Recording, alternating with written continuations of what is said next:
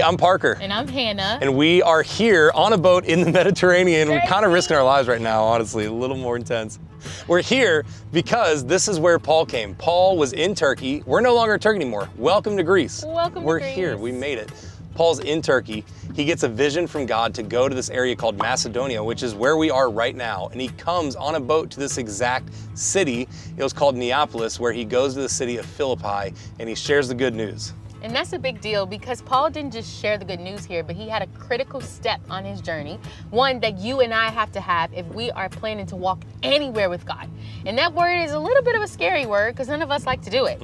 It's called suffering. And it was here that Paul suffered really, really well. And the reason I say well is because he had joy in that suffering and he learned something and then he came out on the other side. Yes, he did. So Parker is headed to go figure out what even happened here, why is Philippi significant, and why was it a crucial step of Paul having an impact on this entire city.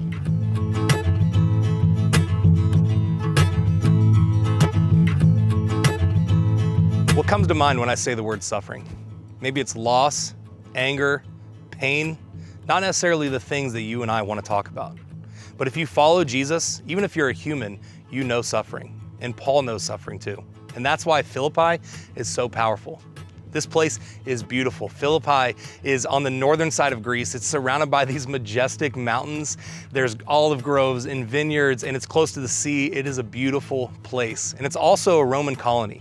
It maybe is the most Roman colony because this is where they would send retired soldiers to come live and work land. Like this was their retirement package, was to live here, and they controlled this place. Roman buildings, Roman streets, Roman culture. This is a place that waved its flag and said, we are better than you, and we know it. And Paul and Silas come to this place, and they come here and they have some early success. They meet a lady named Lydia. Lydia is, she's a businesswoman. She deals in purple cloth, which might sound strange, but back in the day, purple cloth was like the finest of the fine. It was for royalty and elites. It was very hard to get. And so she is wealthy. She is well-connected. She has some really legitimate business going on. And she's also chasing the dream that she sees. She's chasing the good life of having everything that she wants, but she needs more. She knows that something's missing in her story. So Paul and Silas, they go down to this river and they meet Lydia there and they tell her the good news about Jesus. And she says yes, she accepts Jesus, she gets baptized, and then everyone in her community that she lives with, that she leads, they also hear the news about Jesus and they too get baptized. And it's amazing because she goes from this wealthy, powerful leader in her society to being a leader of the very first church. In this city, Lydia helps start and is the pastor for the very first church in Europe, happening here in Philippi. It's an amazing start. Paul has some early success. It's going great, but that doesn't last long. Because shortly after that, he gets in a little bit of trouble. See, the gospel, just like in today's world, it's disruptive. It can go against what society says and what people in culture value. And so Paul shares the good news with people and they don't like it. And pretty soon a mob attacks him and Silas, and he's standing right here on this stone. This is called a bema. This is where you would stand to get judged, to get beaten, to get thrown in jail, and that's exactly what happens for Paul. He's standing here on the stone. There's a railing right here where these holes are, and he's holding onto this railing like this, and the two strongest guys in the entire city have rods, and they are beating him, bloody, bleeding on these very stones right here. And he gets beaten near death, thrown into jail. And jail in Philippi is not like jail today. Jail here is different. You're in a cave, so you're basically in solitary confinement. You have no food, you have no water, you have no bathroom. Anything you have is because someone brought that to you in jail. And you're not like waiting for a trial, you're not waiting to get out on good behavior. You are waiting in darkness, waiting to die. Did you see it? Suffering didn't stop Paul's mission. God actually used it. And I'm not saying that when we suffer, it's magically gonna be fun or it's gonna be easy or it's gonna be amazing. It's going to be difficult, but it's the times when we suffer that God can actually show up more clearly. Paul writes a letter later to this community called Philippians, and the words that he uses over and over again to talk about his experience with Jesus is joy. Joy in the midst of suffering, joy when things don't seem to make sense at all. Joy because our hope is not based on our circumstances, it's based on Jesus.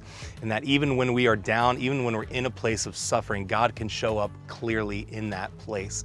It's his moments here that he thinks about when he's writing Philippians 4:13, when he says, I can do all things through Christ who strengthens me. He can find joy and hope even in the midst of suffering and pain. So here's why Philippi matters for you. When you're going through something difficult, you're not alone. When you feel chained up by circumstances, Jesus can bring freedom. And when you feel like suffering is the end of your story, God is writing a new chapter. Paul in Philippi reminds us that even when we go through suffering and we go through difficult times, God is not done with us. It's not the end of our story. He has more for us and he will do more for us if we're up for that. And sometimes it's actually the way God shines through us the most.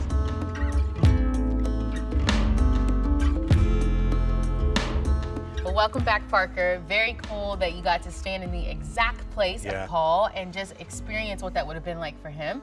And we're in another cool spot right now. Yeah, so this is the Octagonal Church. This is Lydia's church. We talked about Lydia earlier and how she went on to become the first pastor. And this location right here is where she lived, and they built a church on top of it. This was the first church in Europe. So Paul goes through some wild stuff here, right? He goes through some suffering, some really, really hard times, but he didn't let it end his story. He didn't let it be the end of everything that God would do through him. Instead, he persevered, and this church is here and spread across this region because of what Paul did. So this is just the middle. Can you believe it? We still have so much to go. So we hope you come back and join us for the rest of your encounters.